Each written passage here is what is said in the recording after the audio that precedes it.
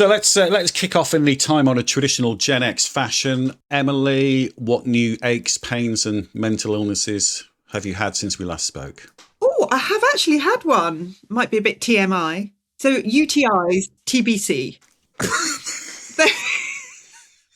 So UTI is a scourge for the perimenopausal lady. Very annoyingly, I think coffee is kicking it off.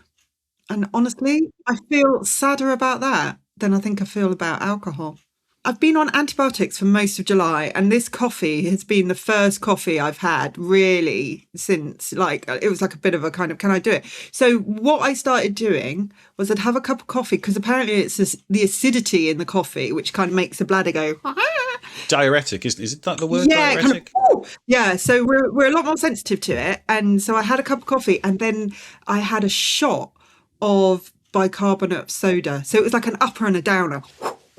So this is what happens in Sniper's Alley, is that it used to be speed and then weed. And now it's coffee and some bicarb.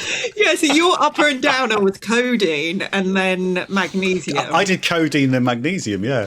Yeah, so mine has been coffee and then bicarbonate of soda. So I had like a little kind of, so a little shifty. And I think I've nailed it. I think I've nailed how I can still keep my caffeine levels at an optimum whilst not triggering a UTI. This is not medical advice. I don't think anyone would consider that medical advice, mate, to be honest. I think we're safe on that front. But yeah. Yeah, I think bicarbonate of soda is a bit of an old wives' tale. But anyway, there we go. My problems. Thanks for asking, Em. Yeah, for me, ball of the foot, like near big toe. Like when I put pressure on that, it's a bit, oof.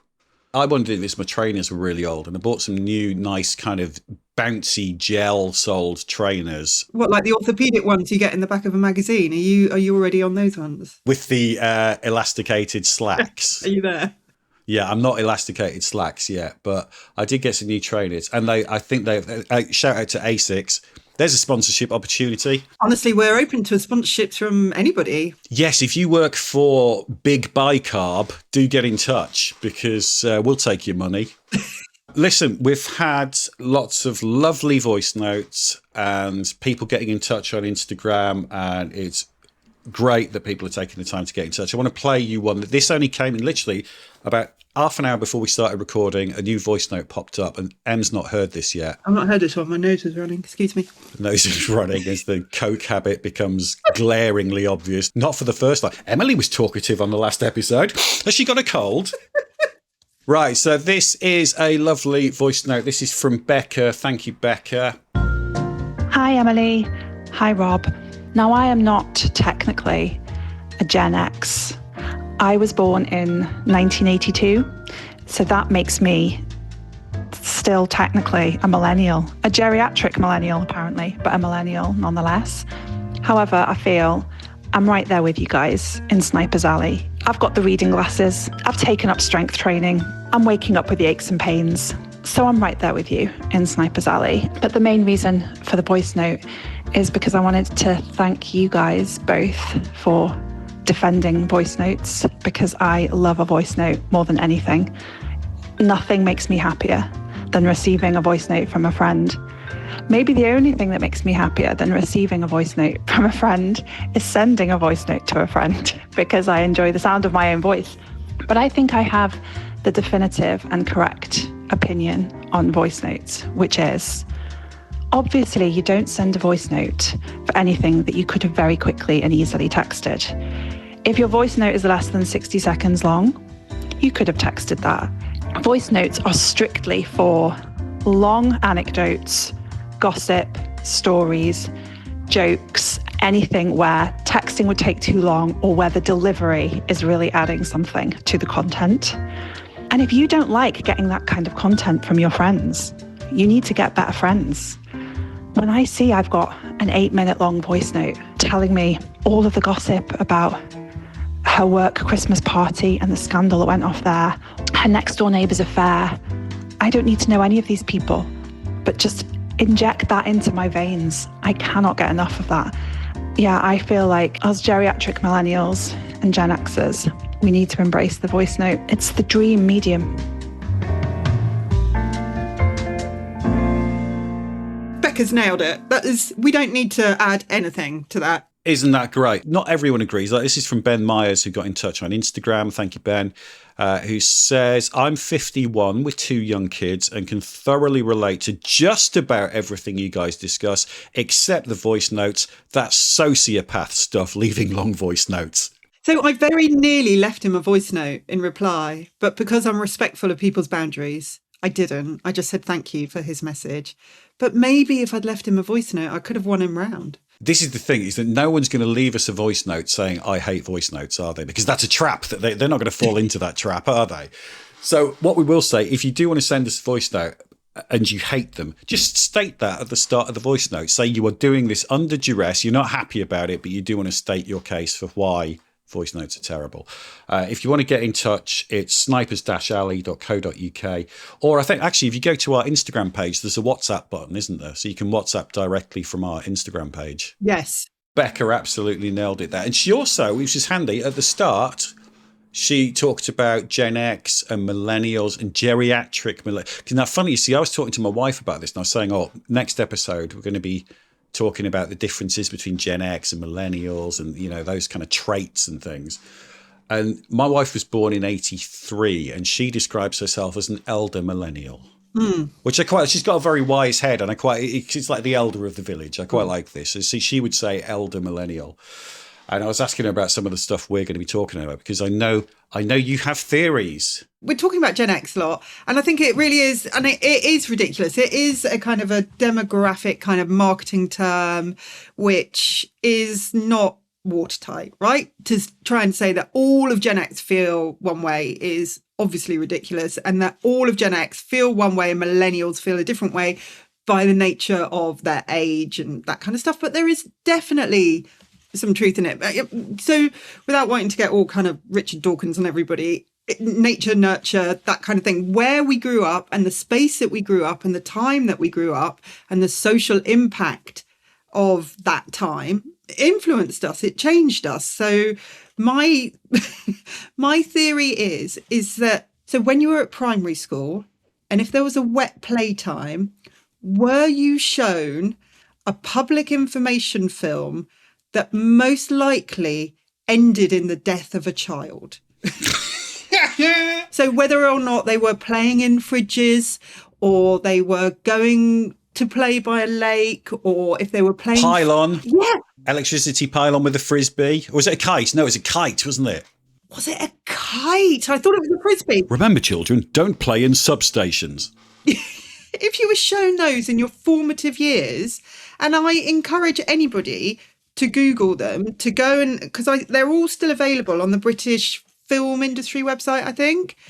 I showed one to my son when he was 20 years old. So I showed him this and I said, we were shown this in primary school. His jaw was on the floor. My son's jaw was on the floor. He said, I cannot believe children were shown this. And there was one which ended in, I think, like multiple deaths of children on a railway track. Have I remembered that correctly? And I think that was the end of it for parents. Parents suddenly went, hey, hang on a minute. I don't think they should be showing this to children aged 7. And I think we grew up with that happening in school assemblies. School assemblies now are like daytime therapy speak. Like everybody's talking about kind of mental health stuff and, all of this kind of stuff. So inevitably, we are going to be very different creatures, is my theory. Thinking about those, there's a famous one. I don't know whether it is in this country, in the States, but there is a famous one that it's 10 o'clock now. You're about to go to bed. Have you checked the children are inside? Like literally, have you forgotten your children? That was a real thing in America. Have you checked that your kids are home? It's time they came home. And this is why, because that's part of the kind of Gen X traits thing, that we're the kind of latchkey kids, aren't we? That's, the parents were out all the time. We only had 2 TV channels, so we kind of basically had to make up our own entertainment, which generally involved flying a kite near a pylon because, what else are you going to do? climbing into fridges. This is what we did for fun. Oh, look, somebody's Exactly. climbed in the fridge. Why don't we go and lie in it? Yeah. Yeah, so I think that you see, that's it. I think this is more interesting because the easy thing to do is go, oh, millennials are this or Gen X are that. But I think it's interesting thinking about where people came from, and like you say, it's the nature nurture thing. Where did people come from, and does that explain some of their traits? And I think there is something in that. I mean, I do think we look at some of the stuff with a little bit kind of, it's a bit like, not wanting to come back to your drink, it's a bit like the whole drinking thing. Like we aren't necessarily going to kind of bare our souls and talk about... Bare assholes. I'm not saying this is a good thing or a bad thing. I think we were a bit like hardened by those public information films. We're not prone to the kind of the self-analysis that came out with daytime telly. Oprah Winfrey, I hold responsible for all of this. Let's go after Oprah. Go on then. So Oprah Winfrey, I hold responsible for all of this, that she ushered in your inner story, your inner self, and she platformed people who actually were grifters, who had, so all that misery memoir stuff. There was that one guy, can't remember his name, obviously James something.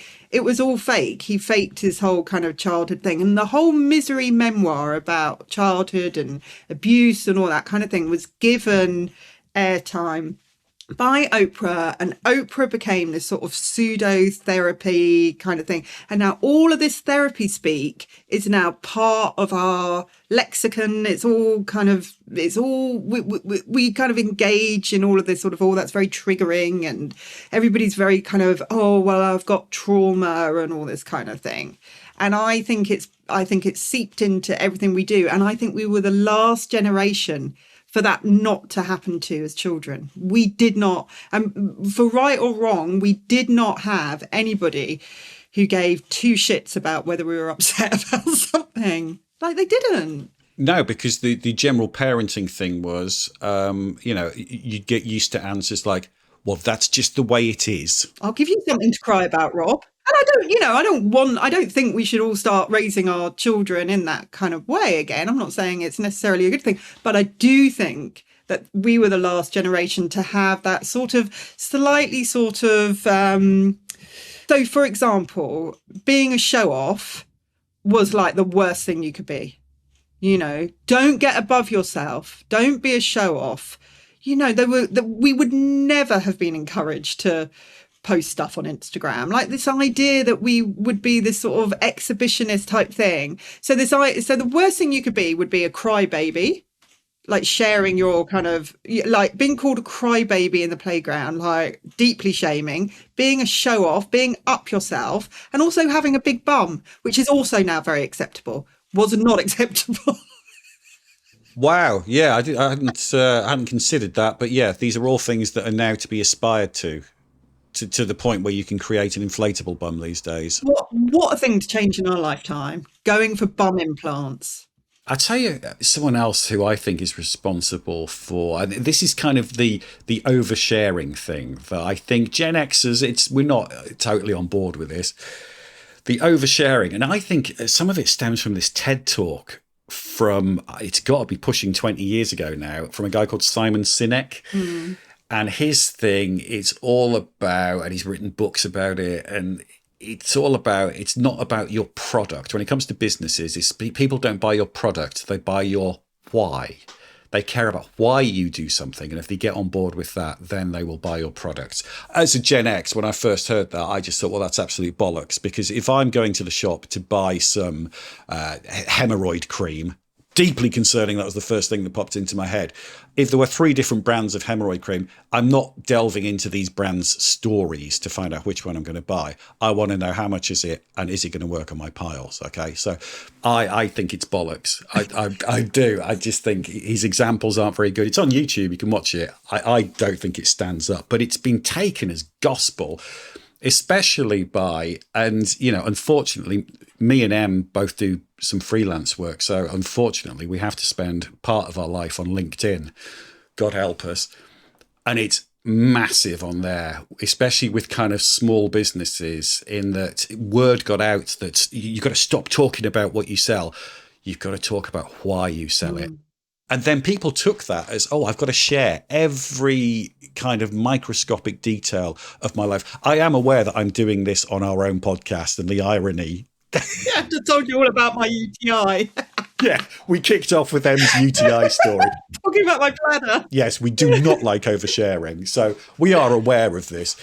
And then it gets to the stage where we are now, where like over the past couple of years, every single major brand, retailer, company, whatever, they all seem to feel like they have to take a particular stance on different, whether it's political things, whether it's marginalized groups, whether it's the kind of hashtag awareness days. And I'm not saying it's a bad thing that marginalized groups are getting talked about and it's getting more out in the open, obviously. But what I am saying is that companies don't have to have opinions on these things, because they, and this is a very Gen X kind of cynical point of view, but I completely stand by it.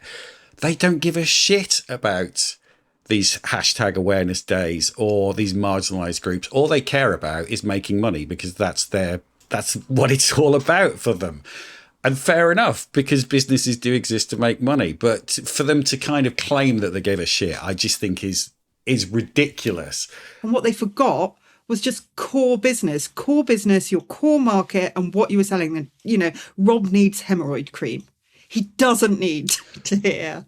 Can we not use that as the clip for this episode? Would that be okay? Rob and his hemorrhoid cream. He just wants, you know, he probably wants the cheapest. I want results. I want to be able to sit down in comfort. But I don't give a shit about your story, your brand journey or whatever. Can I throw in another thing as well, that we were talking about the differences between kind of Gen X, you know, so I said being a crybaby, being a show off, having a big bump. The other thing as well that I think was an absolute anathema to our generation that we would never have said about ourselves would, I'm really proud of myself.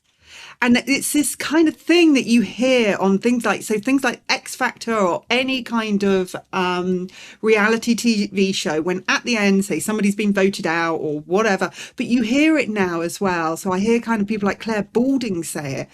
Claire, you should know better. Come on. I hear about Claire Balding say it when she's interviewing, you know, like an Olympic gold medalist or whatever. So somebody has just, you know, they've just had an amazing sporting feat. She goes, do you feel proud of yourself? And I just think it's such a lame question anyway. Stop asking people if they feel proud of themselves.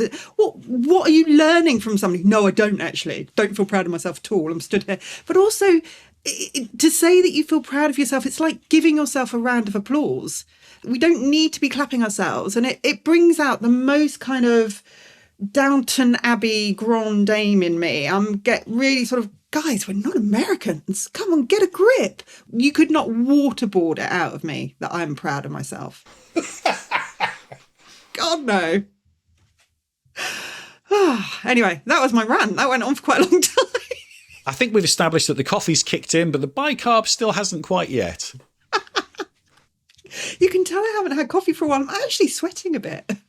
So, yeah, I think that's the thing. It's not like saying, you know, like a generation. I mean, I think, you know, basically every generation thinks that the new generation is soft and the generation before was repressed. Yeah. And I think every generation thinks that, don't they?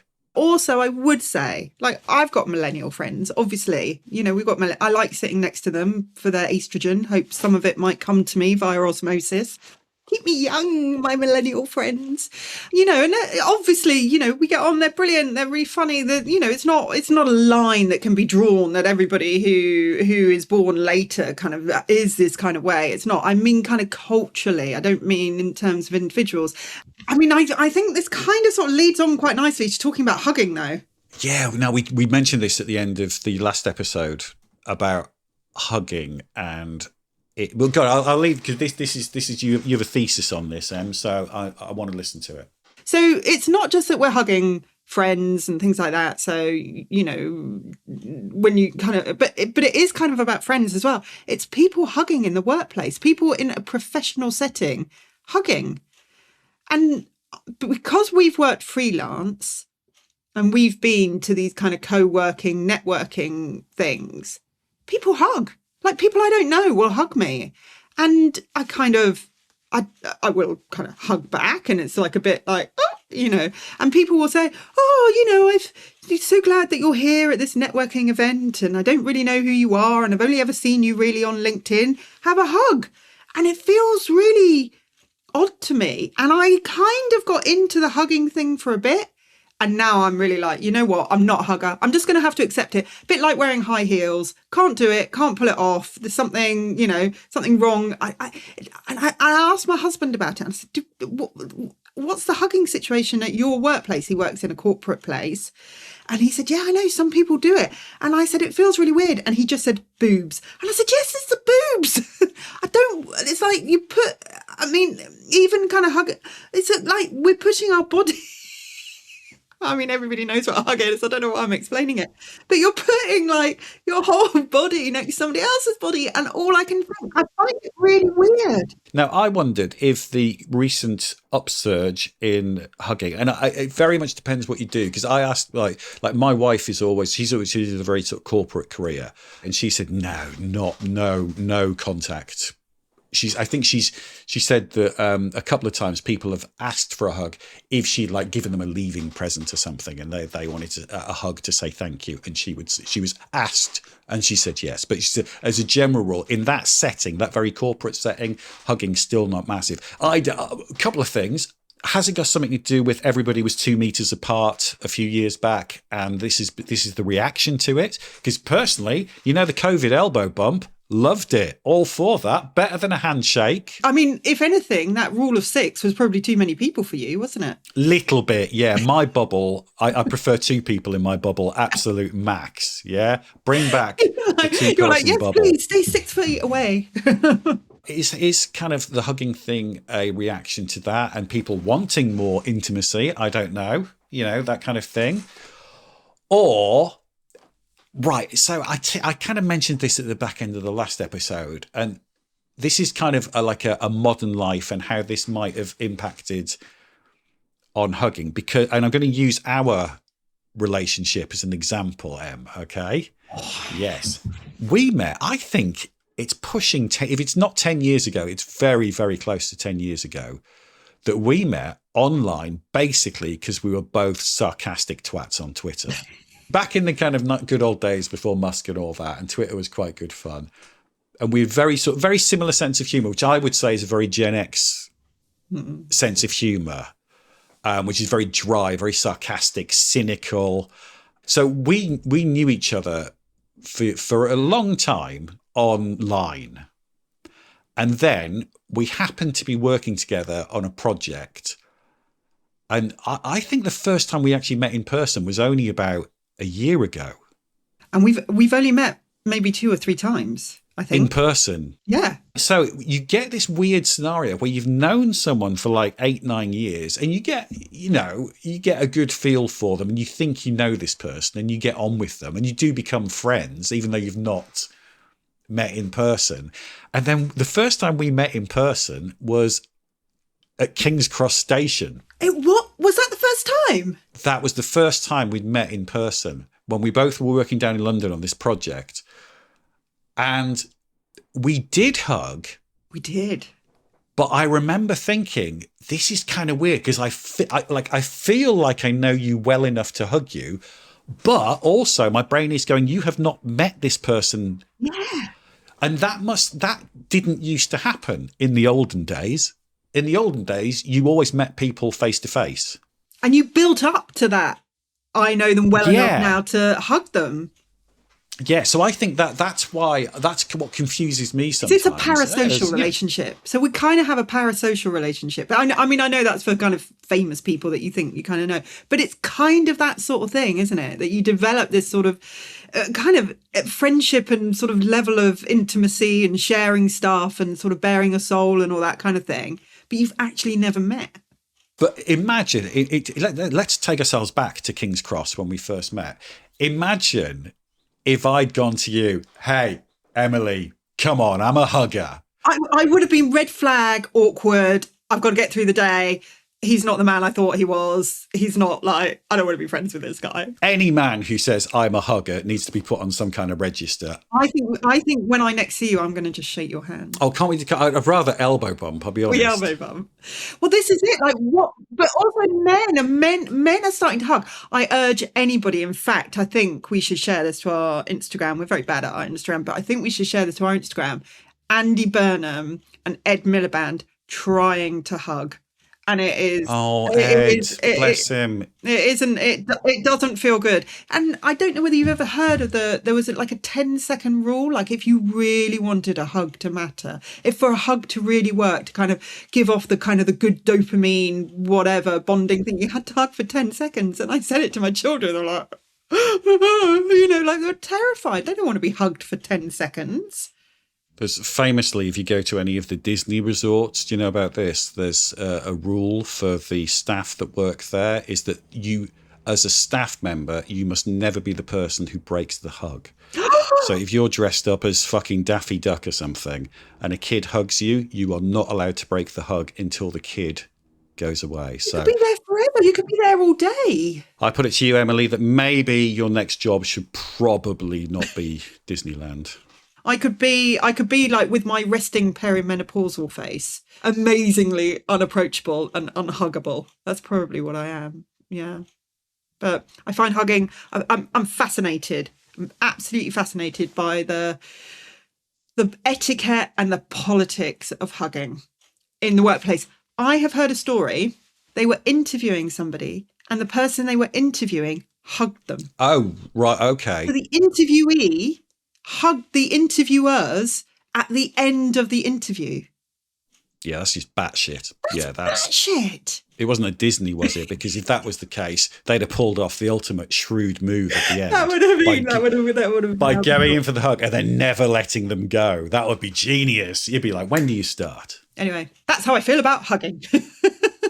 So, to conclude today's lecture, and it has been a lecture, hugging, more popular than it used to be, bit of a minefield. We have covered the fact that neither of us are going to work at Disney. Em's after some financing from Big Bicarb. Yeah, any tips on UTIs? Very much welcome. This is prime Gen X snipers material, isn't it? This is what it's all about. And as I said, do you know, we've done it again. We never remember to do many things on this podcast, but we always forget to ask that you subscribe if you enjoy it, because that really helps. And if you could leave a review as well on your usual podcast app. Send to a friend who also has aching knees, aching feet, maybe who's got UTIs. Send it to one of them. Send it. Everybody knows somebody who's got something. This would be a great way to kind of stop one of those conversations. If somebody comes up to you and says, oh, I've got my sciaticus playing up, just go, stop. Don't say another word. Just listen to this. You're in the sniper's alley. But also, please follow us on Instagram. We are meant to be growing our followers, but we're not, we're not very on it. So, frankly, enthusiasm on that front is not particularly high, is it? Yeah, we're not digital natives. You got to play the game. Yeah. But if you would like to find out more about me and Em or the podcast or get in touch, it's snipers-alley.co.uk.